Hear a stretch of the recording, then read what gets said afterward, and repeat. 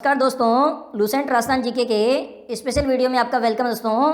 तो यहाँ पर डिस्कस किए जाएंगे इंपॉर्टेंट क्वेश्चन डिस्कस किए जाएंगे और डिटेल के साथ एक क्वेश्चन में आपके 3 से 4 क्वेश्चन भी तैयार कराए जाएंगे और पूरा डिटेल में आपको समझाया जाएगा। इसलिए आप वीडियो को पूरा देखिए दोस्तों, और नए हो तो चैनल को भी सब्सक्राइब कर लीजिए। तो आज का पहला क्वेश्चन है, किस लोक देवता का उपनाम भविष्य दृष्टा एवं चमत्कारी पुरुष भी है? तो ये मल्लिनाथ जी लोक देवता है, जिन्हें भविष्य दृष्टा मतलब भविष्य को जानने वाला और चमत्कारी पुरुष की संज्ञा दी गई है। और मल्लिनाथ जी का जो पशु मेला है वो कहाँ बढ़ता है? तो ये तिलवाड़ा में बढ़ता है, लूनी नदी के किनारे पर बढ़ता है। और ये सबसे प्राचीन मेला है, पशु मेला तिलवाड़ा में जो बढ़ता है मल्लिनाथ जी लोक देवता की स्मृति में। है आपका 1936 में कृष्णा दिवस मनाया गया था। तो ये जोधपुर रियासत में मनाया गया था कृष्णा दिवस है। अगला प्रश्न है आपका, भोगीलाल पंड्या किस प्रजामंडल से संबंधित थे? तो ये डूंगरपुर प्रजामंडल से संबंधित थे भोगीलाल पांड्या। अगला प्रश्न है आपका, जयपुर प्रजामंडल की स्थापना कब की गई थी? तो सन 1931 ईस्वी में की गई थी जयपुर प्रजामंडल की स्थापना। अगला प्रश्न है आपका, भगवती देवी का संबंध किस प्रजामंडल से है? तो ये आपके मेवाड़ प्रजामंडल से संबंध है भगवती देवी का। अगला प्रश्न है आपका, बीकानेर राज्य प्रजा परिषद का गठन हुआ था? तो ये 22 जुलाई सन 1942 ईस्वी में हुआ था बीकानेर राज्य प्रजा परिषद का गठन है। अगला प्रश्न है आपका, माणिक्यलाल वर्मा की बेटी जो मेवाड़ प्रजामंडल की कार्यकर्ता थी का नाम है? तो स्नेहलता है माणिक्यलाल वर्मा की बेटी का नाम है। बीकानेर प्रजामंडल में बीरबल दिवस कब मनाया गया था? तो ये 17 जुलाई सन 1946 ईस्वी में मनाया गया था बीरबल दिवस बीकानेर रियासत में। अगला प्रश्न है आपका, श्रीमती सरस्वती बोहरा ने कहाँ की महिला सत्याग्रहियों का नेतृत्व किया था? तो इसने भरतपुर की महिला सत्याग्रहियों का नेतृत्व किया था सरस्वती बोहरा ने। अगला प्रश्न है आपका, त्याग भूमि जो समाचार पत्र थे के संपादक कौन थे? तो हरिभाऊ उपाध्याय थे त्याग भूमि समाचार पत्र के संपादक। अगला प्रश्न है आपका, कन्हैयालाल मित्तल, मांगीलाल भव्य, मकबूल आलम किस राज्य प्रजामंडल से संबंधित थे? तो ये सभी झालावाड़ राज्य प्रजामंडल से संबंधित थे, कन्हैयालाल मित्तल, मांगीलाल भव्य और मकबूल आलम। अगला प्रश्न है आपका, जयपुर प्रजामंडल के निम्न नेताओं में से कौन आज़ाद मोर्चे का सदस्य नहीं था? तो हीरालाल शास्त्री आज़ाद मोर्चे के सदस्य नहीं थे। इसके अलावा हरीशचंद्र, रामकरण जोशी, दौलतमल भंडारी ये तीनों ही आज़ाद मोर्चे के सदस्य थे। अगला प्रश्न है आपका, जवाहरलाल नेहरू ने विश्व का 8वां आश्चर्य कहा है? तो ये जैसलमेर ज़िले को कहा है, जो कि रेगिस्तानी ज़िला है, इसे विश्व का 8वां आश्चर्य कहा गया है। अगला प्रश्न है आपका, पंडित नैनूराम शर्मा निम्न में से किस रियासत के प्रजामंडल से संबंधित थे? तो ये कोटा रियासत के प्रजामंडल से संबंधित थे नैनूराम शर्मा। अगला प्रश्न है आपका, मेवाड़ पुकार था? तो ये मोतीलाल तेजावत द्वारा तैयार किया गया एक मांग पत्र था, जिसमें किसानों और भीलों की मांगे थी, जो कि मेवाड़ के महाराणा को प्रस्तुत किया गया था। इसका नाम मेवाड़ पुकार रखा था मोतीलाल तेजावत ने। अगला प्रश्न है आपका, मेवाड़ प्रजामंडल की स्थापना किसने की थी? तो माणिक्यलाल वर्मा ने की थी मेवाड़ प्रजामंडल की स्थापना। अगला प्रश्न है आपका, निम्न में से डूंगरपुर राज्य प्रजामंडल के प्रथम अध्यक्ष कौन थे? तो भोगीलाल पांड्या थे, जो कि डूंगरपुर राज्य प्रजामंडल के अध्यक्ष थे। अगला प्रश्न है आपका, पंडित नैनूराम शर्मा किस प्रजामंडल से संबंधित थे? तो कोटा प्रजामंडल से संबंधित थे।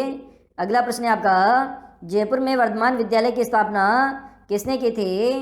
तो अर्जुन लाल सेठी के द्वारा की गई थी वर्धमान विद्यालय की स्थापना, जिसमें देश के नवयुवकों को क्रांतिकारी गतिविधियों के बारे में अवगत कराना और जागरूक करना इस विद्यालय का प्रमुख उद्देश्य था। अगला प्रश्न था आपका, निम्न में से महंत प्यारेलाल हत्याकांड से संबंधित नहीं था? तो मोहनलाल जालोरी था ये प्यारेलाल हत्याकांड से संबंधित नहीं था। इसके अलावा रामकरण, ठाकुर केसरी सिंह बारटे और सोमल दत्त लहरी ये तीनों ही महंत प्यारेलाल हत्याकांड से संबंधित थे। अगला प्रश्न है आपका, मध्यकालीन राजपूताना में कौन से शासक को आधुनिक माना जा सकता है? तो ये सवाई जयसिंह को माना जा सकता है आधुनिक मध्यकालीन राजपूत इतिहास में।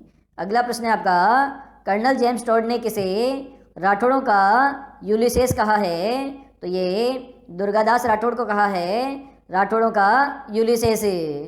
अगला प्रश्न है आपका, राजस्थान में वैष्णव धर्म के प्राचीन साक्ष्य कौन से अभिलेख में प्रस्तुत करता है? तो गोसुंडी अभिलेख है जो कि वैष्णव धर्म के साक्ष्य प्रस्तुत करता है। अगला प्रश्न है आपका, सर्वप्रथम किस प्रजामंडल की स्थापना हुई थी? तो सबसे पहले जयपुर प्रजामंडल की स्थापना हुई थी। अगला प्रश्न है आपका, निम्नलिखित कथनों में से कौन सा कथन चिरवा शिलालेख के बारे में गलत है? तो यह है 1273 ईस्वी में संस्कृत भाषा में उत्तीर्ण है, बिल्कुल सही है। रत्न प्रभु सूरी इसके प्रशस्तिकार है, बिल्कुल सही है। इसके शिल्पी देलन थे, बिल्कुल सही है। अग्निकुंड के अनुसार राजपूतों का इसमें उल्लेख है, ये ऑप्शन आपका गलत है। इसके अलावा तीनों ही कथन चिरवा शिलालेख के बारे में सही है। अगला प्रश्न है आपका, किस शिलालेख में चौहानों का वस्त्र गोत्र ब्राह्मण बताया गया है? तो ये आपके बिजोलिया शिलालेख के अंदर जो ब्राह्मण हैं वो बताया गया है चौहानों को। अगला प्रश्न है आपका, राजस्थान प्राच्य विद्या प्रतिष्ठान स्थित है? तो ये आपके जोधपुर जिले में स्थित है राजस्थान प्राच्य विद्या प्रतिष्ठान। अगला प्रश्न है आपका, राजस्थान में फारसी भाषा का सबसे प्राचीन अभिलेख किस जिले में है? तो ये अजमेर जिले में स्थित है सबसे प्राचीन अभिलेख फारसी भाषा का। अगला प्रश्न है आपका, अक्केशाही सिक्के किस रियासत में प्रचलित थे? तो ये आपके जो जैसलमेर रियासत थी वहाँ पर प्रचलित थे अक्केशाही सिक्के।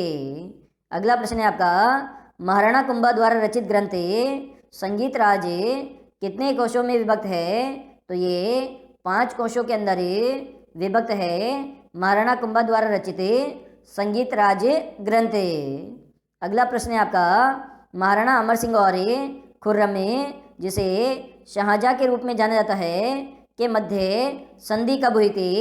तो ये 5 फरवरी सन 1615 ईस्वी में संधि हुई थी शाहजहाँ और मेवाड़ के शासक अमर सिंह जो कि महाराणा प्रताप के पुत्र थे, इन दोनों के मध्य संधि हुई थी।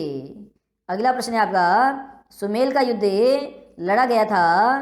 तो ये जनवरी 1544 ईस्वी में लड़ा गया था सुमेल का युद्ध। अगला प्रश्न है आपका, मत्स्य जनपद में कौन से आधुनिक जिले शामिल किए जा सकते हैं?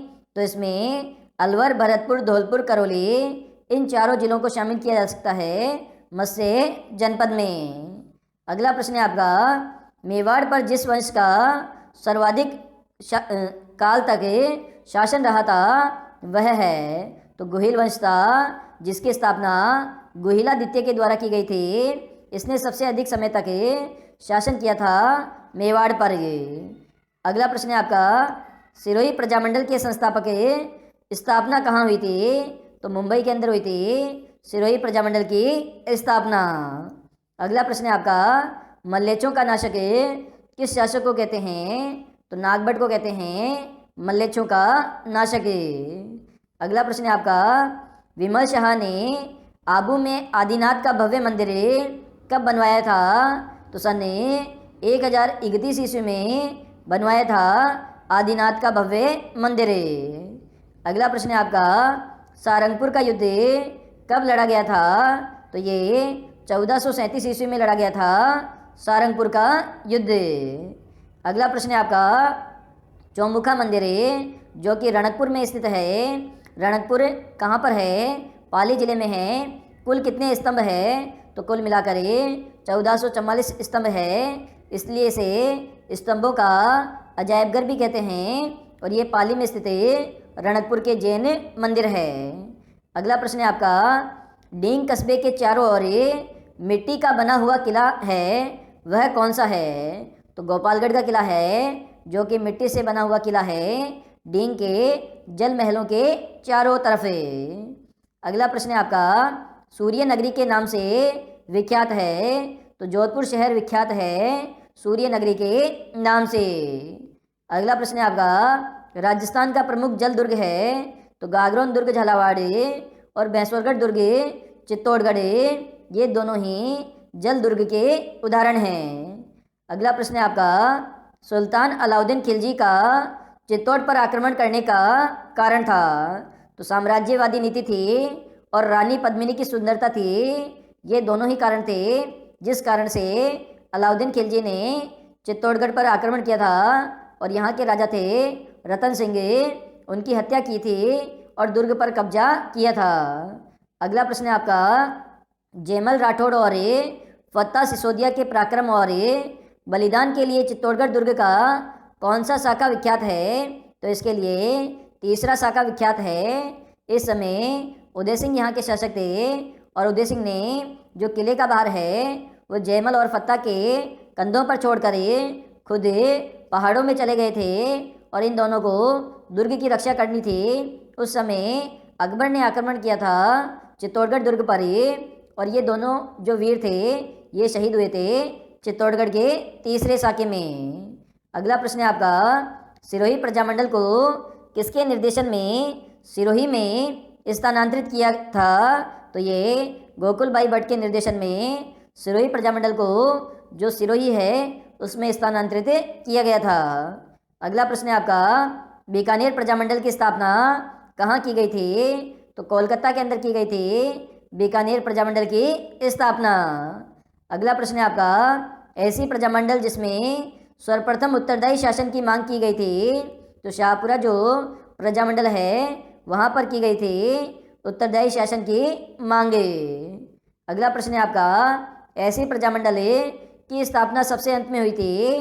तो आपके झालावाड़ प्रजामंडल की स्थापना सबसे अंत में हुई थी। अगला प्रश्न है आपका, भरतपुर प्रजामंडल की स्थापना किसने की थी? तो किशनलाल जोशी ने की थी भरतपुर प्रजामंडल की स्थापना।